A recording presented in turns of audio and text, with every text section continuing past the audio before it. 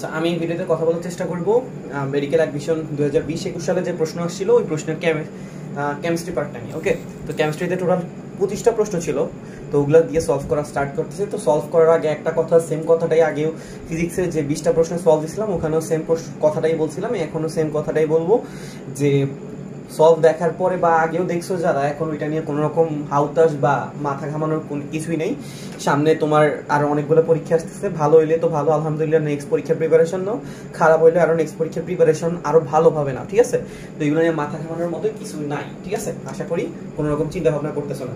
তো জাস্ট এই সলভগুলো দেখবা কেন, যেন তোমার যদি সেম প্রশ্নগুলো আবার কোথাও রিপিট হয় দেন তোমার কাছে খুব খারাপ একটা কাজ করবে যে আমি সেম প্রশ্নটা মেডিকেলও পাইছিলাম, অন্য আরেক জায়গায় পাইছি, আমি যদি এখানে সলভ করে দিতাম তাহলে আমার হয়তো ওখানে আর ভুল হইতো না। ওই জন্য সলভটা দেখার চেষ্টা করো। ওকে, আচ্ছা, তো আমি এখানে একটু এক্সট্রা কিছুই বলবো, মানে প্রত্যেকটা প্রশ্নের এক্সট্রা জিনিসগুলো বলে দিব, একটু দেখার চেষ্টা করো পুরোটা।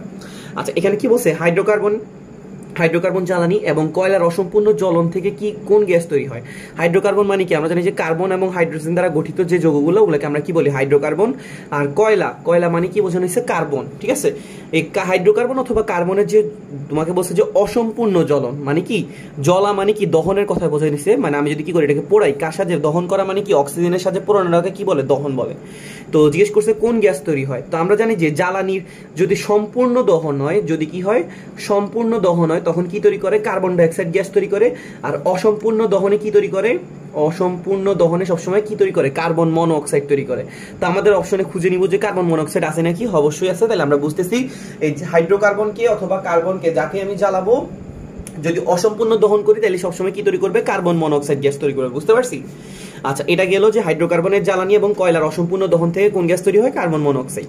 আচ্ছা, 2 নম্বরে যে প্রশ্নটা দেওয়া আছে বলছে শুকনা হাইড্রোজেন গ্যাসের চাপ কত হবে? ওকে, তো এটা একটু কনফিউজিং টাইপের প্রশ্ন এবং এটা একটু একদমই কোন রকম বলা যায় যে আজগুবি টাইপের প্রশ্নগুলোর মধ্যে একটা পড়ে, ঠিক আছে? কারণ সেটা দ্বারা কিছু বোঝা যায় না তেমন একটা বেশি, তবে বোঝা যাচ্ছে যে মনে হয় আনসারটা বেশি সম্ভব 101325ই হবে। কারণ শুকনা যেহেতু বলছে, তাহলে আমার জলীয় বাষ্পের যে চাপটা আছে, আমরা জানি কি যে কোনো একটা জিনিসের যদি আমরা চাপ বের করতে যাই, আমরা ডালটনের চাপ থেকে সূত্র থেকে আমরা জানি যে কি করা লাগে, তার মোট চাপ থেকে মানে তার ভ্যাপার প্রেসার যেটাকে আমরা জলীয় বাষ্পের চাপ বলি, ওটাকে কি করা লাগে? মোট চাপ থেকে বিয়োগ করে দেওয়া লাগে। কিন্তু এখানে যেহেতু আমাকে শুকনোর কথা বলছে, তাহলে আমার ওটা নিয়ে চিন্তা করার দরকার নেই। আনসার হবে কি নর্মাল বায়ু চাপের সমান হবে, যেটাকে আমরা বলি 1 অ্যাটমসফিয়ার। তো 1 অ্যাটমসফিয়ার যে কথা 101.325 কিলো প্যাসকেল, সেম কথা। তার মানে এটা কি হবে? শুকনো বলার কারণে এটা 101325 এর সমান হবে, ঠিক আছে? আচ্ছা, এরপরে 3 নম্বরে যে প্রশ্নটা আছে এটা জিজ্ঞেস করছে যে কি নিচের কোন অক্সাইডটা পানিতে মিশালে সবচেয়ে বেশি অম্লীয় দ্রবণ তৈরি করে? এটা একটু বলা যায় যে তোমার চিন্তা ভাবনা করা টাইপের প্রশ্ন, মানে এসে কি একটু চিন্তা করা লাগবে। তোমাকে এখানে কয়টা অপশন দেওয়া আছে? কার্বন মনোঅক্সাইড দেওয়া আছে, সিলিকন অক্সাইড দেওয়া আছে, P2O5 দেওয়া আছে মানে ফসফরাস পেন্টাঅক্সাইড, আর কার্বন ডাইঅক্সাইড দেওয়া আছে। তোমাকে জিজ্ঞেস করছে কোন অক্সাইডটাকে তুমি কি করলে পানিতে মেশালে সবচেয়ে বেশি অম্লীয় দ্রবণ তৈরি করে। তো তোমাকে একটু আমি জিনিসটা একটু রিক্যাপ করে দেওয়ার চেষ্টা করি যে আমরা জানি যে কি ধাতুর অক্সাইডগুলো সবসময় কি তৈরি করে? ক্ষারীয় দ্রবণ তৈরি করে, ক্ষার তৈরি করে। আর অধাতুর অক্সাইডগুলো কি তৈরি করে? অধাতুর অক্সাইডগুলো অ্যাসিডিক দ্রবণ তৈরি করে, ঠিক আছে? আমি একটু রিপিট করতেছি, ধাতুর অক্সাইডগুলো কি দ্রবণ তৈরি করবে? ক্ষারীয় দ্রবণ তৈরি করবে। আর ধাতুর অক্সাইডগুলো ক্ষারীয় দ্রবণ তৈরি করে, অধাতুর অক্সাইডগুলো কি দ্রবণ তৈরি করে? অ্যাসিডিক। তো এখন কোনটা বেশি অ্যাসিডিক হবে? যেটা সবচেয়ে বেশি ভালো অধাতুগুলো পর্যায় সারণী কোন দিকে অবস্থান করে? ডান দিকে অবস্থান করে। ভালো অধাতুগুলো পর্যায় সারণী কোন দিকে অবস্থান করে? ডান দিকে অবস্থান করে। আর ভালো ধাতুগুলা পর্যায় সারণী কোন দিকে অবস্থান করে? বাম দিকে, ঠিক আছে? এটা হচ্ছে কি ভালো অধাতুগুলা, আর এটা হচ্ছে কি ভালো ধাতুগুলা। ওকে, তো আমাদের এখানে কে কে দেওয়া আছে? আমরা দেখতেছি কার্বনের 2টা অক্সাইড দেওয়া আছে, একটা কার্বনের কার্বন মনোঅক্সাইড, একটা কার্বনের কার্বন ডাইঅক্সাইড। সিলিকনের একটা অক্সাইড দেওয়া আছে, আর ফসফরাসের একটা অক্সাইড দেওয়া আছে। তো আমরা যদি একটু লক্ষ্য করি দেখবো যে আমাদের সবচেয়ে ডান দিকে এই কার্বন, সিলিকন, ফসফরাসের মধ্যে সবচেয়ে ডান দিকে কি আছে? ফসফরাস। তার মানে ফসফরাসের যে অক্সাইডটা ওইটা তুমি যদি কি করো পানিতে মেশাও, সবচেয়ে বেশি কি তৈরি করবে? অম্লীয় দ্রবণ তৈরি করবে। বুঝতে পারছো? এটা কি মানে অম্লীয় দ্রবণটা তখন বেশিরভাগ সময় কি তৈরি করে? ফসফরিক অ্যাসিড তৈরি করে, ঠিক আছে? বা ডাইহাইড্রোজেন ফসফেট, আরো অনেক রকমের ফসফরাসের অ্যাসিড তৈরি করতে পারে। তো আমরা বুঝতেছি যে কি যদি তুমি কি করো এই 4টা অক্সাইডের মধ্যে মানে পানিতে মেশাও, তাহলে সবচেয়ে বেশি অ্যাসিডিক দ্রবণ তৈরি করবে কে? ফসফরাস পেন্টাঅক্সাইড। কেন? কারণ এটা সবচেয়ে বেশি ভালো অধাতু, আর যেটা যত বেশি ভালো অধাতু তত বেশি কি তৈরি করে? অ্যাসিডিক দ্রবণ তৈরি করে। ওকে, আচ্ছা, 4 নম্বরের প্রশ্নটাতে কি বলছে? 1 মোল CH3OH এ কয়টা পরমাণু থাকে? তো প্রশ্নটা একটু ভালো করে লক্ষ্য করো। 1 মোল বলা মানে কি? আমরা সবাই আনসারে গণহারে দাগাই দিব 6.02 × 10⁻23, এবং এটা অপশনে ছিল 6.02 × 10⁻23, ঠিক আছে? কিন্তু তুমি এটার দিকে একটু ভালো করে তাকাবা, এই যে CH3OH এটা কি আমাকে একটু বলো তো, CH3OH এটা কি কোন একটা সিঙ্গেল মৌল নাকি যৌগ? আমরা জানি যে মৌলটা পরমাণু থাকে আর যৌগে কি থাকে, অণু থাকে। তার মানে আমরা বুঝতেছি এই যে যদি আমরা কি করি CH3OH এর একটা অণু নেই, তাহলে তার এক মোলের মধ্যে কতটুকু থাকবে, 6.02 × 10⁻23 থাকবে যদি আমরা অণুর কথা বলতাম। কিন্তু প্রশ্নে আমাকে কিসের কথা বলছে, পরমাণুর কথা বলছে, তাহলে কিন্তু 6.02 × 10⁻23 দাগাইলে কি হবে না, হবে না। তাহলে এখন কোনটা দাগাবো, আমরা দেখতেছি CH3OH এর মধ্যে টোটাল কয় মোল আছে, মানে কয় মোল পরমাণু আছে, দেখতেছি একটা, হাইড্রোজেন আছে কয়টা, 3টা 4টা, অক্সিজেন একটা 5টা, আর এখানে আবার একটা হাইড্রোজেন 6টা, দেখতেছি কয় মোল, 6টা মোল। তো আমরা জানি যে প্রত্যেকটা মোল মানে হচ্ছে কত, 6.02 × 10⁻23, তাহলে 6.02 × 10⁻23 সাথে কত গুণ করা লাগবে, একটা 6 গুণ করা লাগবে, বুঝতে পারছো? কারণ আমাদের এখানে কয়টা আছে, 6টা আছে, প্রত্যেকটা যদি 6.02 × 10⁻23টা পরমাণু তৈরি করে, তাহলে 6টা কত তৈরি করবে, 6 দিয়ে কি করে দেওয়া লাগবে, গুণ করে দেওয়া লাগবে। তাহলে এখানে দেখো তুমি 6.02 কে 6 মনে করলে 6 কত আসতেছে, 36। তাহলে এখানে আসতেছে 36 × 10⁻23। তো 36 নাই, প্রশ্নে 3.6 আছে, তাহলে 36 কে যদি তুমি 3.6 লেখো, 10⁻23 সাথে আরেকটা 10 এক্সট্রা অ্যাড হবে, তাহলে এটা কত হয়ে যাবে, 10⁻24। তাহলে আমাদের এখানে কত আসবে, 3.6 × 10⁻24। আশা করি বুঝতে পারছি। তো আমাকে এখানে 1 মোল CH3OH এর কথা বলছিল, এটা যেহেতু যৌগ তার মানে কি থাকা উচিত, তার অণু থাকা উচিত ছিল, কিন্তু এখানে প্রশ্ন আমাকে কি বলছে, পরমাণু, তাই আমরা 6.02 × 10⁻23 তাকাইলে হবে না। তো এখানে দেখতেছি 6 মোল আছে পরমাণু, তো প্রত্যেকটা মোল 6.02 × 10⁻23 তৈরি করলে এটা কত হয়ে যাবে, 6 × 36 হয়, 3.6 × 10⁻24। ওকে, আচ্ছা 5 নম্বরে কি বলছে, কোনটার গলনাঙ্ক সবচেয়ে কম? এখানে দেখতেছি কি কি দেওয়া আছে, silver chloride, silver fluoride, silver bromide আর সিলভার আয়োডাইড। তো এখানে দেখো তো সবসময় কি পার্টটা সেম আছে, ক্যাটায়নিক পার্ট সেম নাকি অ্যানায়নিক পার্ট সেম? আমরা দেখতেছি ক্যাটায়নিক পার্ট সেম। তো ক্যাটায়নিক পার্ট সেম হোক আর অ্যানায়নিক পার্ট সেম হোক, তা আমরা একটা রুল জানি, যে রুলটাকে আমরা বলি কি, ফাজানের রুল।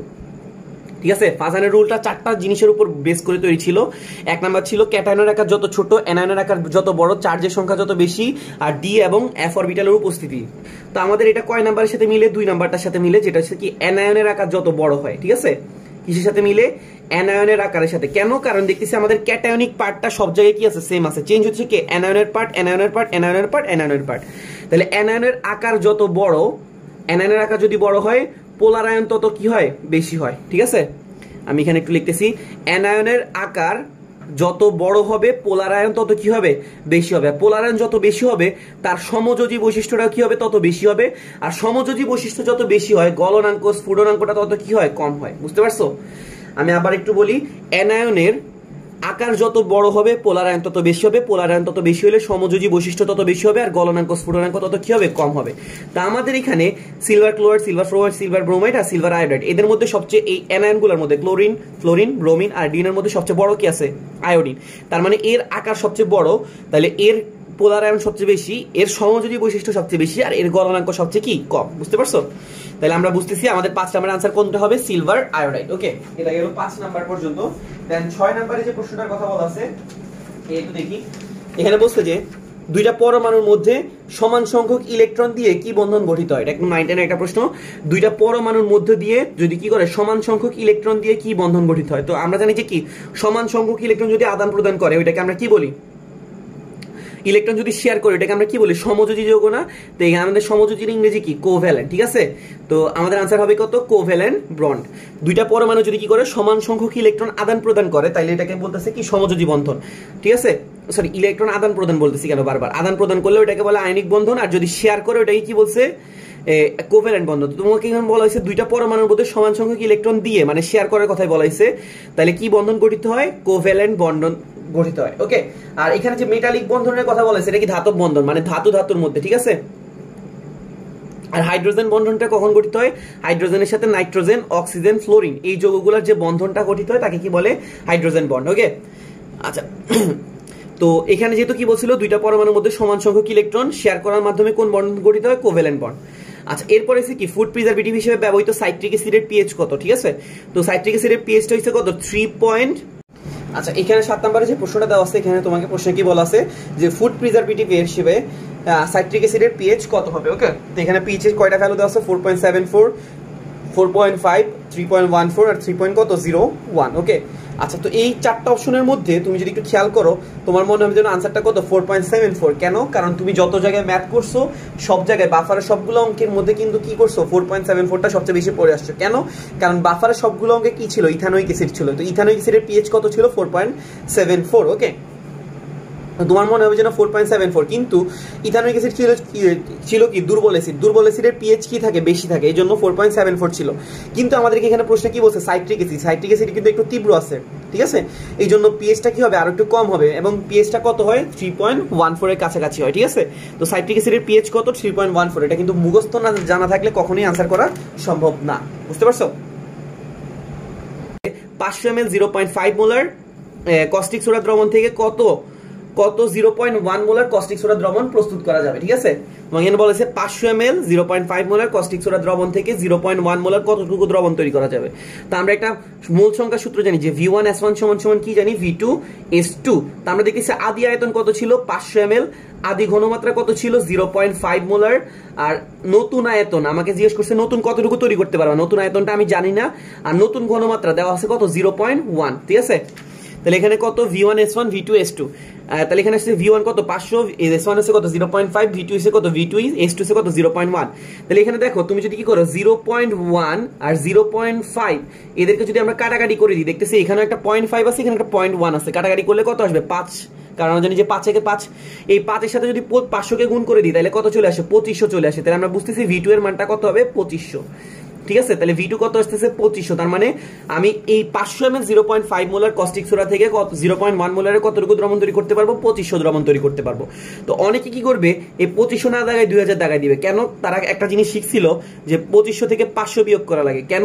এটা কখন বিয়োগ করা লাগে? যদি তোমাকে জিজ্ঞেস করে কতটুকু পানি যোগ করা লাগবে, ঠিক আছে, তখন তোমাকে কি করা লাগে? ওই জিনিসটা বিয়োগ করে দেওয়া লাগে। কিন্তু এখানে কি পানি যোগ করার কথা বলেছে? না, তোমাকে বলছে 500 ml 0.5 মোলার কস্টিক সোডা থেকে কতটুকু 0.1 মোলার দ্রবণ তৈরি করা যাবে। তাহলে কতটুকু তৈরি করা যাবে? 2500 ml, বুঝতে পারছি?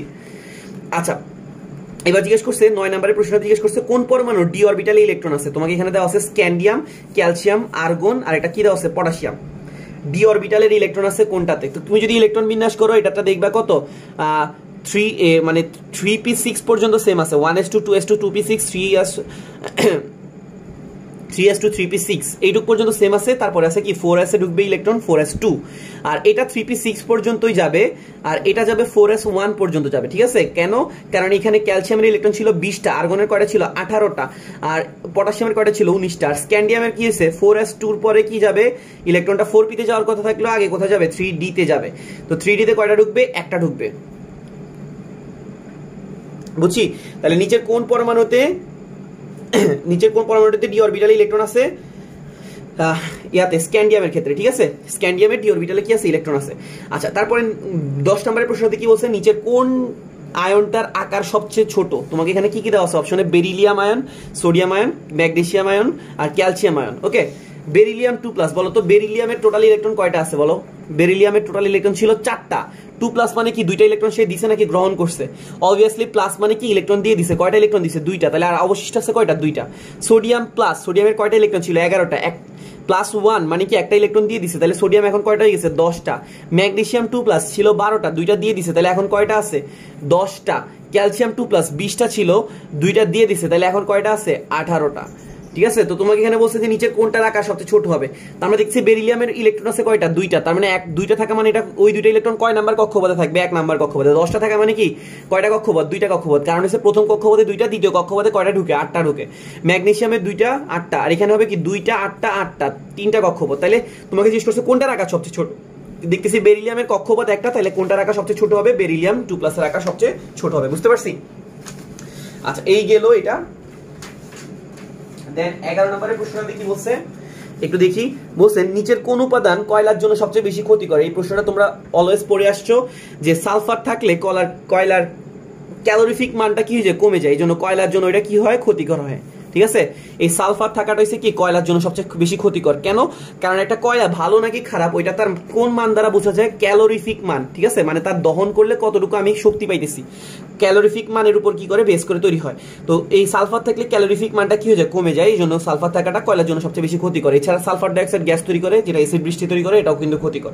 আচ্ছা, তো তোমাকে তারপরে প্রশ্ন কি বলছে, নিচের কোনটা পারমাণবিক ব্যাসের নিকটতম। এটা ফিজিক্সে আমি দিয়ে দিছিলাম ভুলবশত, এবং ওখানে আনসারটা ভুল ছিল। আমি ওখানে লিখছিলাম tan ইনভার্স 13 সেন্টিমিটার, খেয়াল করিনি এখানে পারমাণবিক ব্যাসের কথা বলছে, আমি নিউক্লিয়াসেরটা মাথায় ছিল, এই জন্য tan ইনভার্স 13 সেন্টিমিটার দিয়ে দিছি। আসলে আনসার হবে কত, tan ইনভার্স 8 সেন্টিমিটার। এটা হচ্ছে কি নিউক্লিয়াসের, আর এটা হচ্ছে কি পরমাণুর। ওকে, এটা হচ্ছে পরমাণুর ব্যাস আর এটা হচ্ছে নিউক্লিয়াসের ব্যাস। ওকে, আচ্ছা 13 নম্বরে কি বলেছে যে সমবায় বন্ধনে, সমবায়ের পাশে কি লেখা আছে, কোভ্যালেন্ট। তো তোমরা সমবায় যারা চিনো না, মানে সমযোজী বন্ধনের কথাই বলছে, যে সমযোজী বন্ধনে ইলেকট্রনের কোন ইলেকট্রনগুলোর জন্য নিচের কোন উপাদানটি সর্বাধিক আকর্ষণ রয়েছে। তোমাকে কি জিজ্ঞেস করা হয়েছে, সমবায় বন্ধনে ইলেকট্রনগুলোর জন্য নিচের কোন উপাদানটা সবচেয়ে বেশি আকর্ষণ রয়েছে, মানে ইলেকট্রন আসক্তি কার বেশি, ইলেকট্রনের প্রতি আকর্ষণ মানে কি ইলেকট্রন আসক্তি। তো ইলেকট্রন আসক্তি কার বেশি, আমরা জানি যে পর্যায় সারণীর যারা কোন দিকে অবস্থিত, বাম দিকে অবস্থিত তাদের আকর্ষণ বেশি, নাকি যারা ডান দিকে অবস্থিত তাদের আকর্ষণ বেশি। পর্যায় সারণীর যারা ডান দিকে অবস্থিত তাদের হচ্ছে কি ইলেকট্রনের প্রতি আসক্তি বেশি থাকে, আর যারা বাম দিকে অবস্থিত তাদের ইলেকট্রনের প্রতি আসক্তির কি থাকে, কম থাকে। তো আমরা যদি একটু তাকাই, আমাদের এখানে কি কি আছে, জার্মেনিয়াম আছে, সিলিকন আছে, স্ক্যান্ডিয়াম আছে, ব্রোমিন আছে, আর্সেনিক আছে। তো জার্মেনিয়ামে যদি কথা বলি, জার্মেনিয়াম হচ্ছে কয় নাম্বারে, most probably germanium arsenic silicon, germanium হইছে মোস্ট প্রবাবলি 14 নাম্বার গ্রুপে, ঠিক আছে। আর্সেনিকও 14 নাম্বার গ্রুপে, স্ক্যান্ডিয়াম হচ্ছে কয় নাম্বার গ্রুপে, স্ক্যান্ডিয়াম হচ্ছে 3 নাম্বার গ্রুপে, আর ব্রোমিন হচ্ছে কয় নাম্বার গ্রুপে, 17 নাম্বার গ্রুপে, ঠিক আছে। সমবায় বন্ধনে তোমার কাছে প্রশ্ন বলছেন ইলেকট্রনের প্রতি কোনটার সর্বাধিক আকর্ষণ আছে। তো আমরা বললাম যে ইলেকট্রন আসক্তি, মানে ইলেকট্রনের প্রতি আকর্ষণ মানে কি ইলেকট্রন আসক্তি। ইলেকট্রন আসক্তি কার বেশি হবে, যারা মানে পর্যায়সারণীর কোন দিকে অবস্থিত, ডান দিকে অবস্থিত, ঠিক আছে। মানে পর্যায়সারণী যারা একদম ডান দিকে অবস্থিত তাদের প্রতি কি হয়, ইলেকট্রনের প্রতি আসক্তি কি থাকে, বেশি থাকে। কারণ হচ্ছে তারা আর কয়েকটা ইলেকট্রন পাইলে কি হয়ে যাবে, অষ্টক পূর্ণ হয়ে যাবে। তো সবচেয়ে বেশি ডান দিকে কি আছে দেখো তো, একটা 3, একটা 14, একটা 14 আর একটা কত 17, তাহলে সবচেয়ে বেশি ডান দিকে আছে ব্রোমিন, তাহলে ইলেকট্রনের প্রতি আসক্তি কার বেশি, ব্রোমিনের বেশি। ওকে, 14 নম্বর প্রশ্নে কি দেওয়া আছে, মানবদেহের রক্তে কোন বাফার দ্রবণ থাকে। এখানে দেওয়া আছে দেখতেছি, আমরা জানি যে মানবদেহের রক্তে কোন বাফার থাকে, কার্বনেট বাফার থাকে, ঠিক আছে। এখানে কার্বনেটের দুইটা কার্বনেট বাফার দেওয়া আছে, সোডিয়াম বাইকার্বনেট আর কার্বনিক অ্যাসিড। ওকে, এইটা হচ্ছে কি আনসারটা, মানবদেহের রক্তে কোন বাফার দ্রবণ থাকে, সোডিয়াম বাইকার্বনেট বাফার আর কার্বনিক অ্যাসিড। ওকে, আচ্ছা তারপরে 100 ডিগ্রি সেলসিয়াস তাপমাত্রায় 100 ডিগ্রি সেলসিয়াস তাপমাত্রায় তোমাকে বলছে যে কি পানির বাষ্পচাপ কত হবে, ঠিক আছে। তো 100 ডিগ্রি সেলসিয়াস তাপমাত্রায় পানির বাষ্পচাপ নরমাল বাষ্পচাপের সমানই হবে, যেটা হচ্ছে কি 1 অ্যাটমসফিয়ার। আর 1 অ্যাটমসফিয়ার যে কথা 760 মিলিমিটার মার্কারি চাপ, সেম কথা। 1 অ্যাটমসফিয়ার যে কথা 760 মিলিমিটার মার্কারি, সেম কথা, ঠিক আছে। আচ্ছা, এটা ছিল 15 নাম্বার। দেন 16 নম্বরের প্রশ্নটা কি বলছে, নিচের কোনটা ঋণাত্মক প্রভাবক। এটা খুব কমন একটা প্রশ্ন বলা যায়, যে আমাদের এখানে অপশনগুলোর দিকে তাকাও তুমি, সালফার ডাইঅক্সাইড আছে, এটা মনে হয় সালফার ট্রাইঅক্সাইড ছিল, শিওর না, লিখতে ভুল হয়েছে হয়তো। সালফার ডাইঅক্সাইড আর সোডিয়াম গ্লিসারিন, এদের মধ্যে সালফার ডাইঅক্সাইড কোনো রকম প্রভাবক না, সালফার ট্রাইঅক্সাইডে মোস্ট প্রবাবলি কোনো প্রভাবক না, সোডিয়ামও কোনো প্রভাবক না, যতটুকু মনে পড়ে আর কি। আর গ্লিসারিন হচ্ছে কি একটা ঋণাত্মক প্রভাবক। তো আমাকে এখানে প্রশ্ন বলছে কোন প্রভাবকের কথা বলছে, ঋণাত্মক প্রভাবকের কথা বলছে। মেবি গ্লিসারিনের সাথে আরো কয়েকটা ছিল, হাইড্রোজেন পারঅক্সাইড, আরো কিছু কিছু জিনিস ছিল, ঠিক আছে। এই ধনাত্মক প্রভাবক, ঋণাত্মক প্রভাবক, তারপরে অটো প্রভাবক, তারপরে আবেশক প্রভাবক, এরকম কিছু কিছু জিনিস ছিল। কোনটা মানে একটা প্রশ্ন বেশি আসতো যে অটো প্রভাবক কোনটা, মেবি Mn2+ ছিল, এরকম প্রশ্নগুলো কিন্তু প্রায় সময় এমসিকিউতে দেয়, একটু খেয়াল করে দেখে নিবা টপিকটা। আচ্ছা, তো 17 নম্বরের প্রশ্ন বলছে নিম্নলিখিত কোন গ্যাস ফটোকেমিক্যাল ধোয়ার জন্য দায়ী নয়, ঠিক আছে।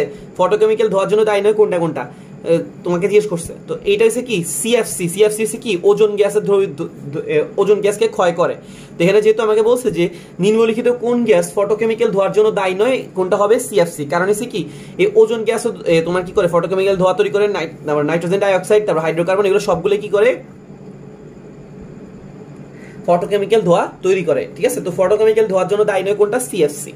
আচ্ছা, তারপরে তোমাকে জিজ্ঞেস করছে কি 18 নম্বরের প্রশ্নটা, পৃথিবীতে ভূত্বকে সবচেয়ে বেশি কোনটা ধাতুটা আছে। পৃথিবীর ভূত্বকে বিদ্যমান সবচেয়ে বেশি ধাতু কোনটা, এই যে অ্যালুমিনিয়াম ধাতুটা। আমরা পৃথিবীতে সবচেয়ে বেশি কোনটা পাই, অ্যালুমিনিয়াম পাই। তো এখানে অ্যালুমিনিয়াম আর আয়রনের মধ্যে একটু কনফিউজ থাকলেও তুমি বই খুললে দেখবা যে সবচেয়ে মেবি আজাইন স্যারের বইতেই আছে যে ভূত্বকে সবচেয়ে বেশি কোন ধাতুটা বিদ্যমান, অ্যালুমিনিয়াম। ওকে, আচ্ছা, তারপরে হচ্ছে কি নিচের কোনটি কম বিক্রিয়াশীল ধাতু, নিচের কোনটা কম বিক্রিয়াশীল ধাতু। তো কম বিক্রিয়াশীল ধাতু কোনটা হবে, যেটা বেশি সক্রিয় নাকি যেটা কম সক্রিয়? যেটা কম সক্রিয় ওইটা হবে কি সবচেয়ে বেশি মানে সবচেয়ে কম বিক্রিয়াশীল ধাতু, যেটা কম সক্রিয়। ওকে, তো আমাদের এখানে ক্রোমিয়াম, প্লাটিনাম, তারপর সিলভার আর গোল্ড আছে। এদের মধ্যে আমাদের এখানে সবচেয়ে কম সক্রিয় ধাতু হচ্ছে কে? প্লাটিনাম আছে আর গোল্ড আছে, ঠিক আছে? এগুলো যেহেতু কম সক্রিয় এবং এগুলো হচ্ছে কম বিক্রিয়াশীল, এই জন্য আমরা এদেরকে কি করি? প্রভাবক হিসেবে ইউজ করি, ঠিক আছে? দেখবা যে অনেক জায়গায় কি ইউজ করছে, গোল্ডের চূর্ণ ইউজ করছে, প্লাটিনাম চূর্ণ ইউজ করছে। এগুলো কি খুব কমন না? তুই কখনো কি শুনছো সিলভারের চূর্ণ বা ক্রোমিয়ামের চূর্ণ ইউজ করতে? না, সবচেয়ে বেশি ইউজ করে কোনটা কোনটা? প্লাটিনাম আর গোল্ড। এই প্লাটিনাম আর গোল্ডের মধ্যে কনফিউজ বেশি হয়ে থাকে। তো প্রশ্ন যেহেতু বলছে যে নিচের কোনটা সবচেয়ে কম বিক্রিয়াশীল, তো সবচেয়ে কম বিক্রিয়াশীল কোনটা হয়? এই গোল্ডটা হয়। ওকে, আচ্ছা, এটা ছিল 19 নাম্বার। দেন এসে কি 20 নাম্বারের প্রশ্নটাতে কি দেওয়া আছে? তোমার এখানে দেওয়া আছে কি 0.1 মোলার HCl দ্রবণ প্রস্তুত করার জন্য HCl পরিমাপ করতে কোনটা ব্যবহৃত হবে? ওকে, আচ্ছা, এখানে প্রশ্নটাতে কি বলা হয়েছে যে 0.01 মোলার HCl দ্রবণ প্রস্তুত করার জন্য ঘনকৃত HCl পরিমাপ করতে কোনটা ব্যবহৃত হবে? তো তোমার মনে হবে এখানে ওয়াশ বোতল দেওয়া আছে একটা অপশনে। ওয়াশ বোতল তো তুমি এটা ইউজ করবে না, কারণ তুমি ওয়াশ বোতল ইউজ করাইছি কি তোমার যে জিনিসগুলো আছে, তোমার যে পানি থাকে ওই জিনিসগুলো রিফিল করতে বা ধোয়ার জন্য, ঠিক আছে? পিপেট তুমি করো একটা জিনিস থেকে অল্প পরিমাণ দ্রবণ আরেকটাতে ট্রান্সফার করার জন্য ইউজ করো। আর এখানে অবশিষ্ট আছে কি ভলিউমেট্রিক ফ্লাস্ক আর মেজারিং সিলিন্ডার। ওকে, তো তোমার মনে হবে যেহেতু পরিমাপের কথা বলছে, মেজার শব্দের অর্থ পরিমাপ, কিন্তু মেজারিং সিলিন্ডার আনসারটা না। তুমি যদি একটু গুগলে ঘাটাঘাটি করো দেখবা যে আনসারটা কত দেওয়া আছে, কোনটা দেওয়া আছে? ভলিউমেট্রিক ফ্লাস্ক, ঠিক আছে? তো এখন প্রশ্নটা হলো কেন তাহলে মেজারিং সিলিন্ডার কিসে ইউজ করে? ঠিক আছে, মেজারিং সিলিন্ডার শুধুমাত্র তুমি যদি কোনো একটা জিনিসকে পরিমাপ করে এক জায়গা থেকে আরেক জায়গায় নিতে চাও তখন ইউজ করবা। কিন্তু এখানে তোমাকে বলা হয়েছে পরিমাপ করলেই হবে না, তুমি এখানে একটা দ্রবণও কিন্তু কি করবা? প্রস্তুত করবা।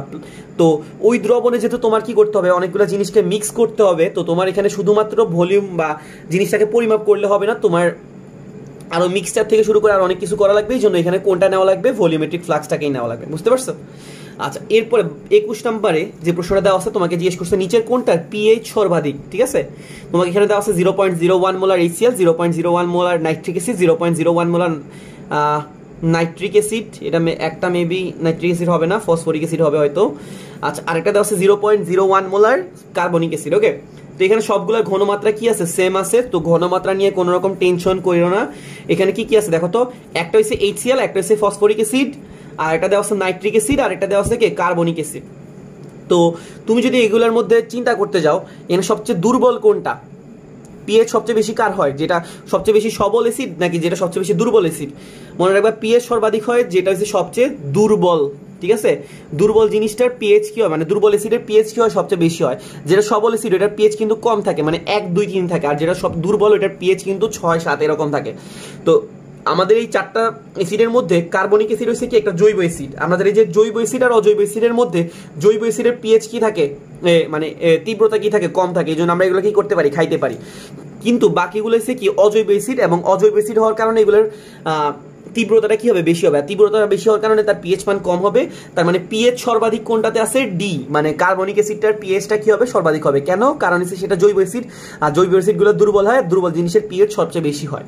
আচ্ছা, এরপরে ধুলোমেঘে কত পার্সেন্ট হাইড্রোজেন থাকে? ওকে, তো এটা একটা মুখস্থ এবং আন্দাজ টাইপের প্রশ্ন। এগুলো এরকমগুলো না দেখানোটাই বেটার ছিল। তবে আমি যে আনসারগুলো দেখছি মানে ঘাড়াঘাড়ি করে, ওখানে দেখতেছি যে আনসার কোনটা দেওয়া আছে। আচ্ছা, এখানে আনসার দেওয়া আছে কত পার্সেন্ট? 75%। তো ধুলামেঘে কত শতাংশ হাইড্রোজেন থাকে? 75% হাইড্রোজেন থাকে। ওকে, তারপরে 24 নাম্বার, সরি 23 নাম্বার, এটা 23 নাম্বার হবে। 23 নাম্বারের প্রশ্নটা কি লিখছি? নিচের কোনটা উত্তপ্ত লোহার উপস্থিতিতে অ্যাসিটিলিন দ্বারা কি হয়? উৎপন্ন হয়। তো তোমাকে এখানে বলছে যে কি উত্তপ্ত লোহা, ঠিক আছে? উত্তপ্ত লোহা মানে কি? এই আয়রন প্রভাবকটার উপস্থিতিতে অ্যাসিটিলিন হচ্ছে কি C2H2, যেটাকে আমরা কি বলি? ইথাইন গ্যাস, মানে CH ট্রিপল বন্ড CH, ঠিক আছে? এটাকে আমরা বলি কি অ্যাসিটিলিন অথবা ইথাইন গ্যাস। এটাকে যদি কি করি উত্তপ্ত লোহা নলের মধ্যে দিয়ে আমরা যদি কি করি 450 ডিগ্রি, মানে 400 ডিগ্রি এরকম কিছু একটা তাপমাত্রার মধ্যে দিয়ে কি করে দিই? পাস করে দিই, তখন এটা কি তৈরি করে? বেনজিন তৈরি করে। কি তৈরি করে? বেনজিন তৈরি করে। তো বেনজিন প্রিপারেশনের যে অনেকগুলো ওয়ে ছিল, একটা ওয়ে কিন্তু এটা ছিল যে কি করা হয়, তুমি যদি উত্তপ্ত লোহনের মধ্যে দিয়ে অ্যাসিটিলিন অথবা ইথাইন গ্যাসকে পাস করায় দাও, সেটা কি তৈরি করবে? বেনজিন তৈরি করবে। এখানে 3টা দেওয়া লাগবে। ওকে, তো এখানে আনসার হবে কোনটা? বেনজিন। আচ্ছা, এরপরে বলছে কি দুধে কোন ডাইস্যাকারাইডটা থাকে? তো এটা একদম বলা যায় যে খুব কমন প্রশ্ন। দুধের মধ্যে কি থাকে? আমরা জানি যে মিষ্টি হওয়ার জন্য কোন উপাদানটা দায়ী? ল্যাকটোজ। তো এখানে কোন ডাইস্যাকারাইডটা থাকবে? ল্যাকটোজ। ঠিক আছে, এখানে ল্যাকটোজটা দেওয়া আছে অপশনে। আচ্ছা, এরপরে কি দেওয়া আছে 25 নম্বরে? ডায়নামাইট তৈরিতে কোনটা ব্যবহৃত হয়? তো ডায়নামাইট তৈরিতে যে ব্যবহৃত হচ্ছে কি? নাইট্রোগ্লিসারিন। ডায়নামাইট তৈরিতে কোনটা ব্যবহৃত হয়? নাইট্রোগ্লিসারিন। তো আমি সময় স্বল্পতার কারণে বিক্রিয়াটা দেখাইতেছি না, ইনশাল্লাহ কোনো রকম কখনো যদি সুযোগ পাই দেখাই দিব। ঠিক আছে, তো ডায়নামাইট তৈরিতে কোন বিক্রিয়ার এটা ব্যবহৃত হয়? নাইট্রোগ্লিসারিন। ওকে, তো ভিডিওটা একটু পর্যন্তই থাক, আর কার কোনো সমস্যা থাকলে জানাইতে পারো। ভিডিও দেখার জন্য থ্যাংক ইউ। ঠিক আছে, ইনশাল্লাহ আমি আরো এখানে এই চ্যানেলে আরো অনেকগুলো প্রশ্ন সলভ আপলোড করবো, বইয়ের থেকে শুরু করে যে কোনো প্রশ্ন সমাধান তোমরা এখানে পাবা। তো চ্যানেলটা সাথে থাকার জন্য অনুরোধ রইল।